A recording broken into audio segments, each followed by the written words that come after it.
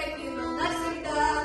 Раскорилась закварала матушка твоя, по лесу слезами за по лесу глядит, староста не радость говорит. Ждет, бедная жена, весточку издалека. Ой, игрушка моя, про какого казака.